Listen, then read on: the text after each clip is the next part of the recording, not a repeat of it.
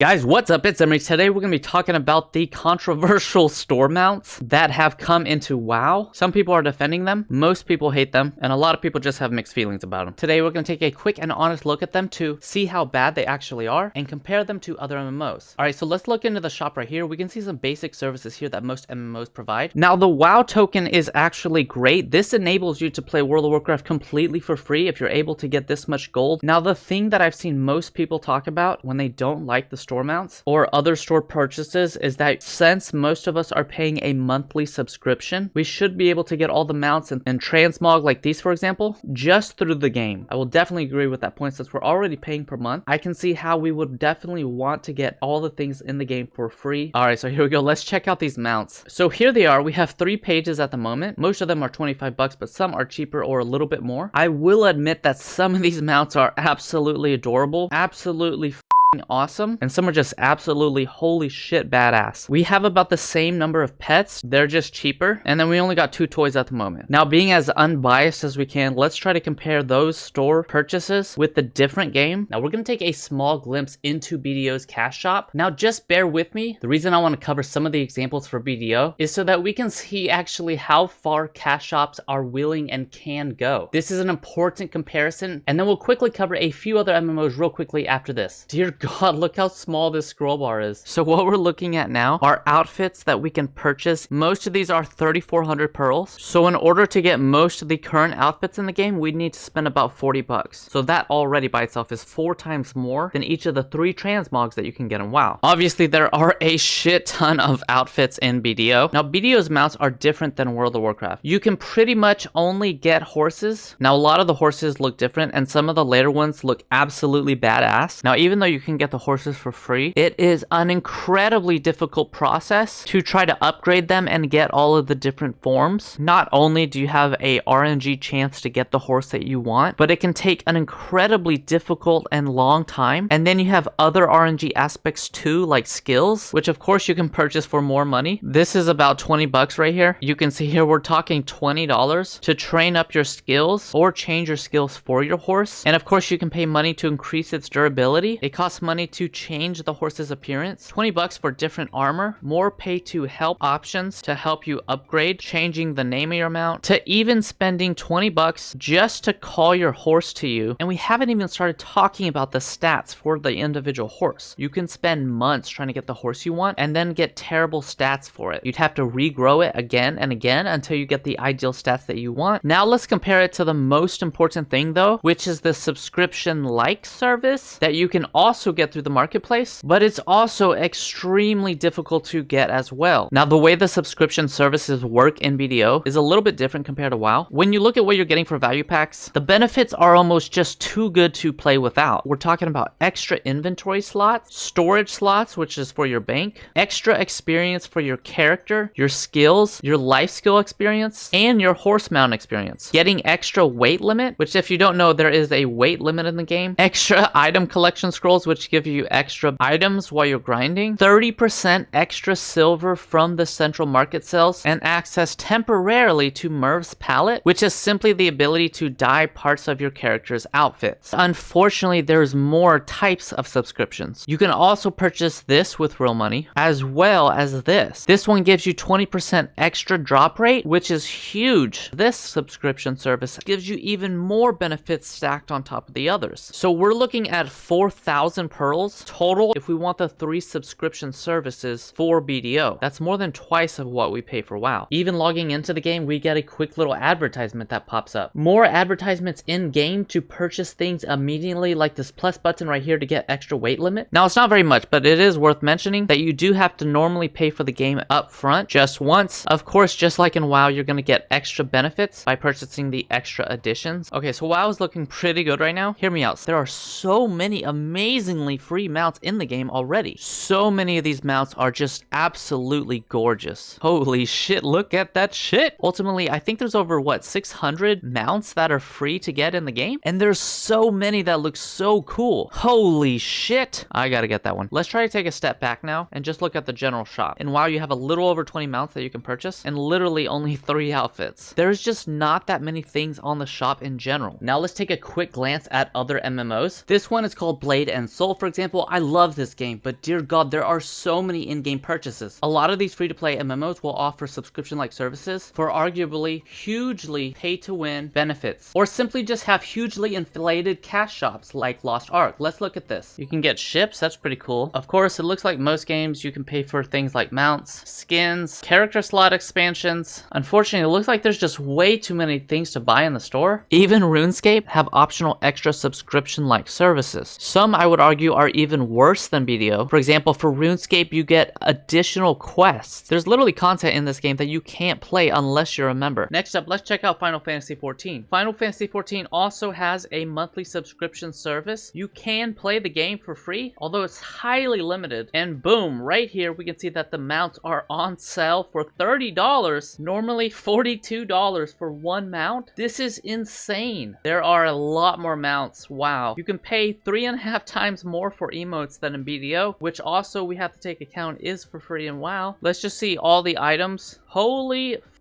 shit. So when it comes to the mounts, it looks like roughly Final Fantasy XIV's mounts are mostly around the same price, around 25 bucks normally. So we'll call it even there and ignore this giant whale. I mean, look how many topics these are. So for the video, I'm actually trying to just organize these, trying to get some sense of how to even... I'm honestly so overwhelmed with how many different items there are. I don't even know where to start. Let's be honest, when we're looking at 5 bucks to pay for an emote, this sucks. Final Fantasy XIV's outfit dyes are somewhat similar to BDO in that you can pay for them. If you still have more money though and don't know what to buy, you can buy some weapons, armor, accessories, minions, chocobos, more costumes, bathing suits, a reindeer suit, and don't even get me started on the housing stuff. Don't forget the expansions. Oh boy. Comparing things like actual game content, larger areas to explore, being able to buy the best weapons with in real life money for some games, or literally having hundreds and hundreds and hundreds of different things that you can buy in some shops and other MMOs, or having multiple subscription services, or simply paying 20 bucks just to increase your inventory, or paying for mounts in other games that are far more expensive, character expansion slots, RNG aspects of other games, or having to pay for simple things like changing the look of your character. And while we get all of these things for free, thousands of different costume combinations, free inventory space, not worrying about RNG aspects or free emotes, I mean, a small subscription service to play the game, wow, really does not look that bad. Now I understand that you can be very upset with store mounts or any optional shop items that you can get, but I think if we take a step back and take an honest look, these are companies that are running these games and they want your money. But I think in the end, WoW clearly wins, since in the end 99.9% of things that you have to pay for or have a really hard time getting in other games are completely for free in World of Warcraft. Now would it be even better if World of Warcraft subscription came with everything completely for free? Of course. But wouldn't it be even better if WoW sub came with everything in the game for free and it came with Kate Upton? Of course. All of this is to say that if we take an honest look, it could be way, way worse. Dear God, look at the size of this scroll bar.